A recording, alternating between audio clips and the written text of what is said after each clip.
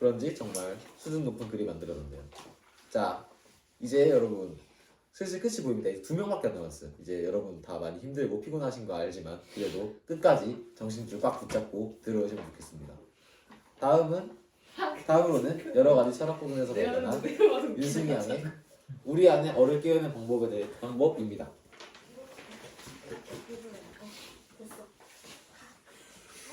아, 잠깐만요 좀. 오 귀엽다. 맛있다. 안녕하세요. 네. 자, 안녕하세요. 저는 23년도에 철학반이었던 윤승이라고 합니다. 반갑습니다.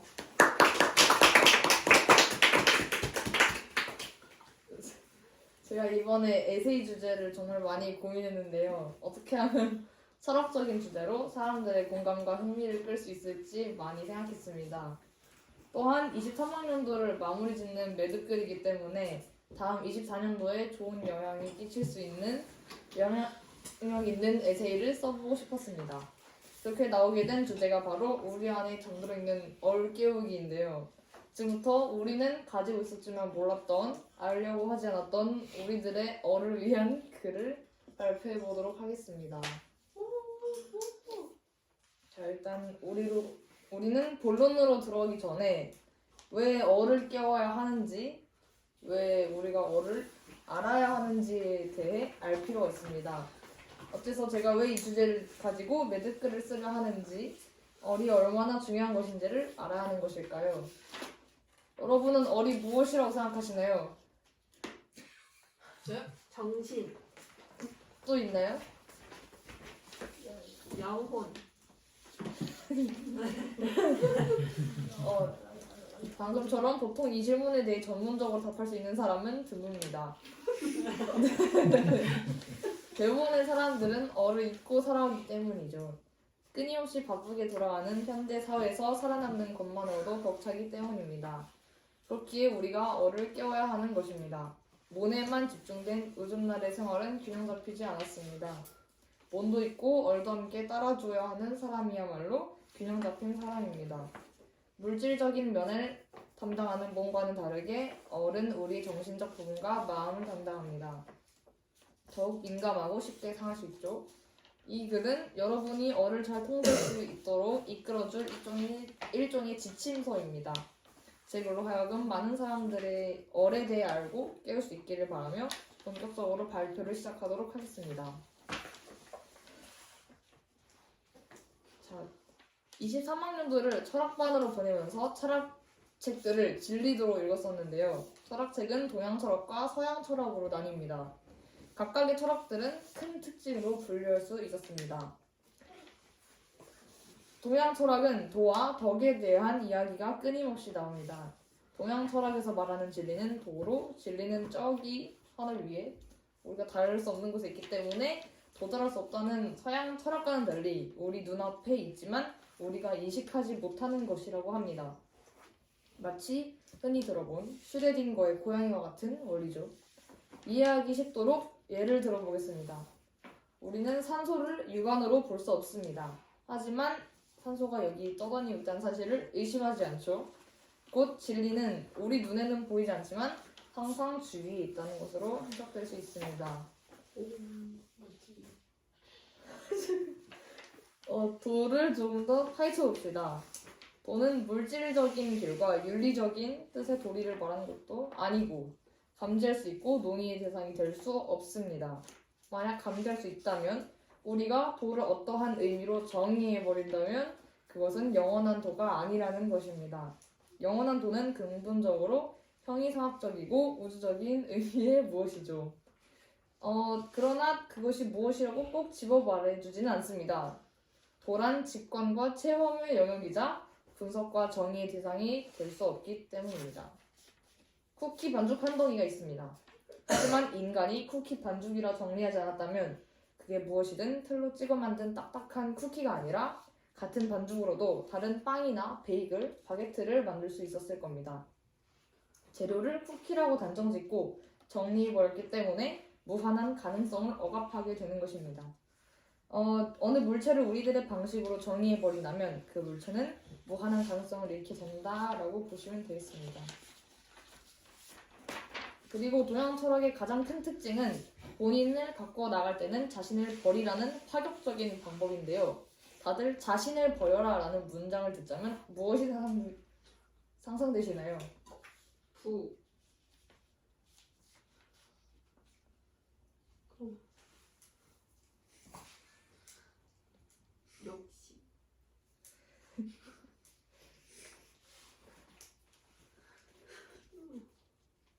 돈. 한 사람만 말하고 있네. 빨려. 저 역시 처음에는 재산을 모두 기부한 노숙자를 생각했으나 다행히 실제로 그런 뜻은 아니랍니다. 세상 모든 것은 순환을 통해 돌아간다고 하는데 이 순환은 인간에게도 포함되어 있습니다. 우리가 지식을 쌓을 때에도 새로운 지식을 배우면 원래 있던 지식을 버리게 되는 것.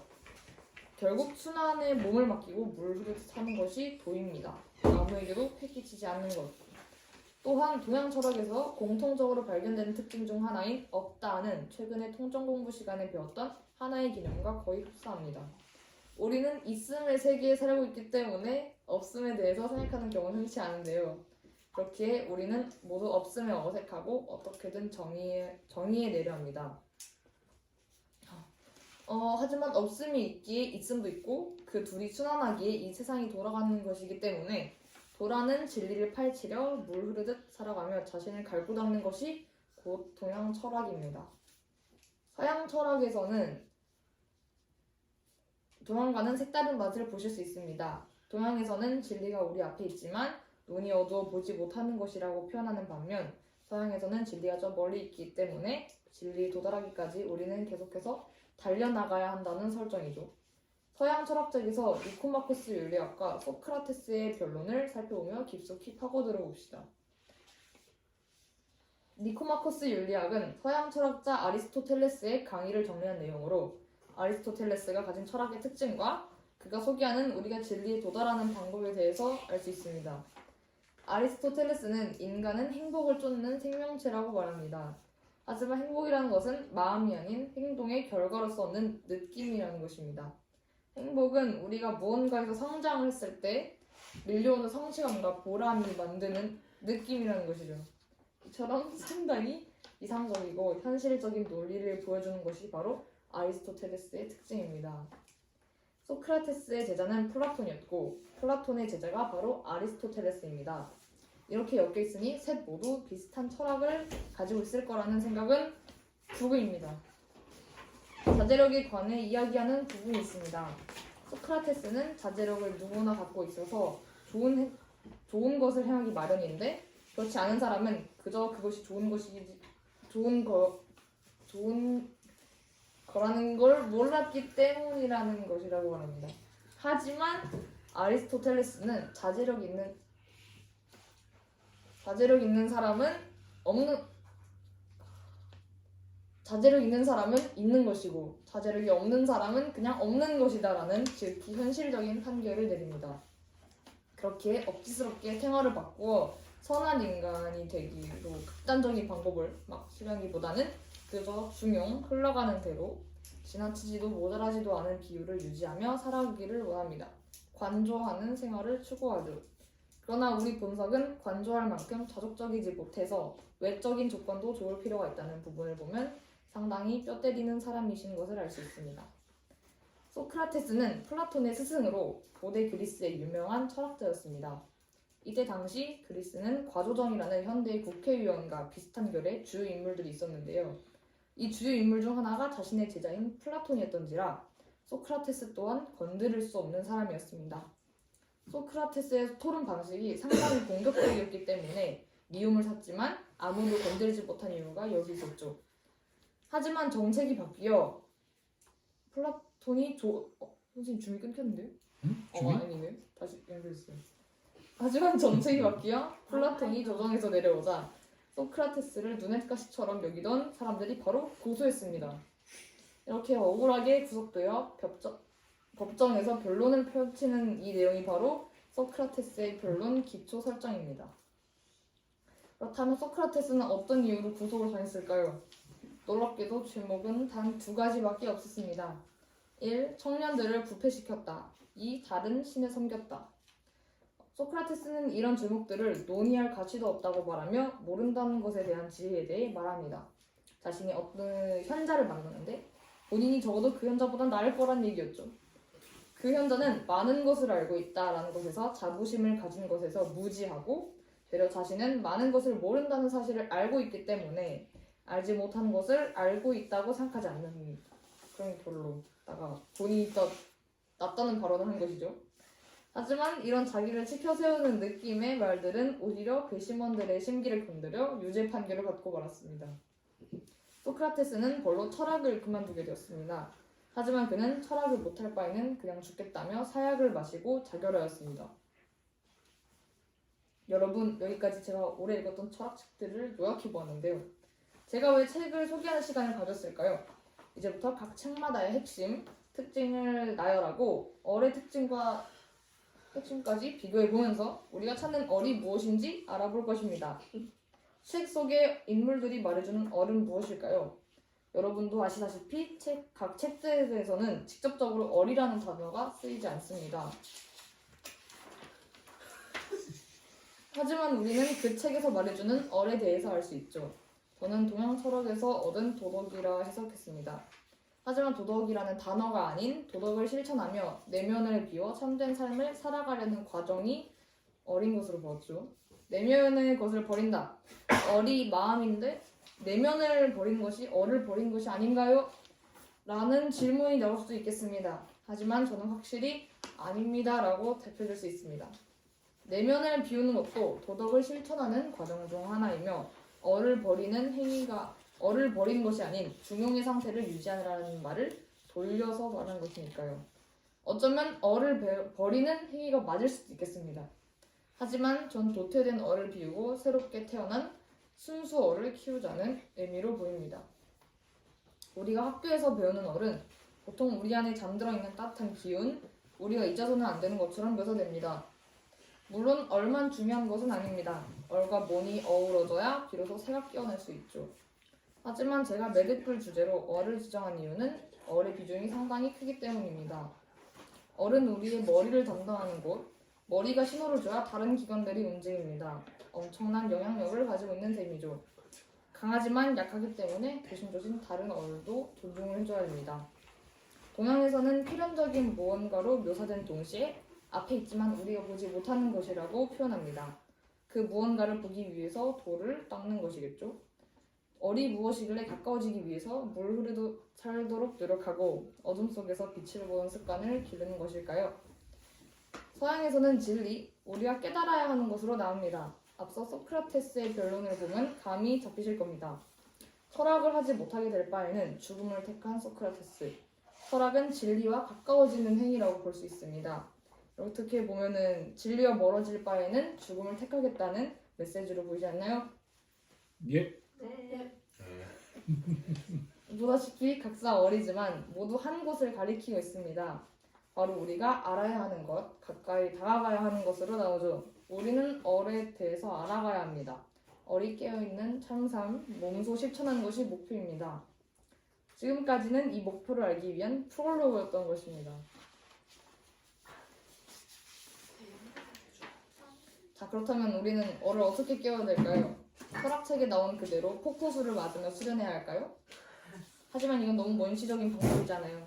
우리는 우선 어에게 직접적으로 다가가서 진정한 성인이 되려고 하는 것이 아니라는 것을 알고 시작해야 됩니다. 여러분은 어를 깨우는 방법이 무엇이라고 생각하시나요? 여기서 어떤 대답이 나오든 상관없습니다. 이 글을 읽음으로써 어리 무엇인지 이해했고 직접 추리를 할 수 있을 정도가 된 것만으로도 많이 온 것입니다. 아무튼 우리는 어떻게 어를 마주할 수 있을까요? 복잡해 보이는 이 질문은 사실 간단합니다. 잠시 휴대폰을 내려놓고 얼굴을 보며 소통하는 시간을 갖는 것이죠. 인터넷은 우리를 하여금 뾰족뾰족하게 만들어내는 성질이 있습니다.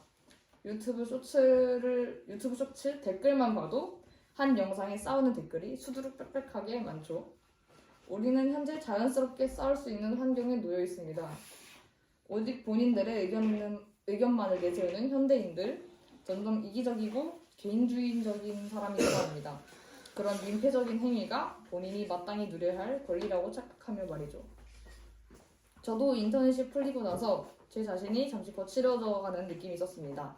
멈추지 않고 서로에게 화살을 날리는 광경을 보면 이게 당연한 건가라는 생각이 무의식적으로 들었던 것이죠.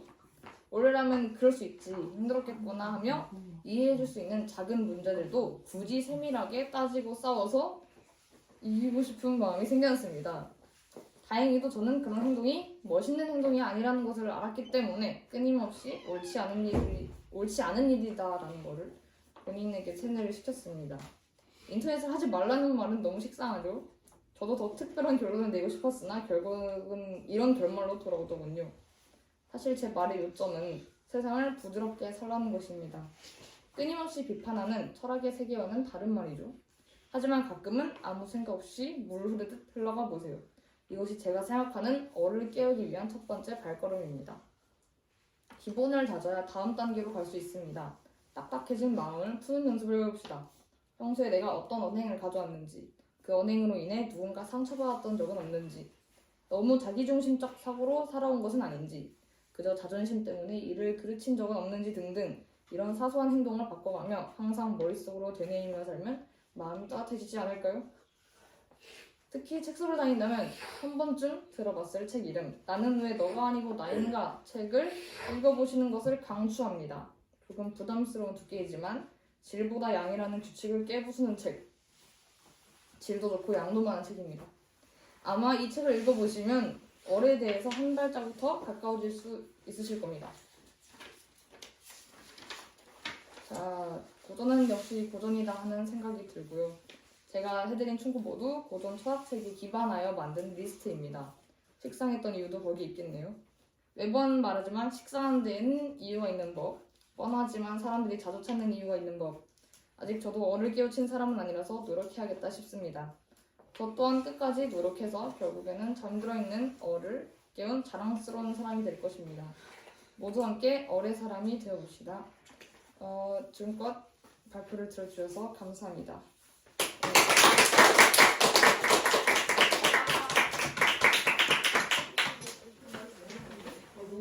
아 재밌다. 자, 역시 철학과는 또 다르죠. 어를 네. 깨우는 방법에 대해서 다시 한번 복습하는 시간이었던 것 같습니다.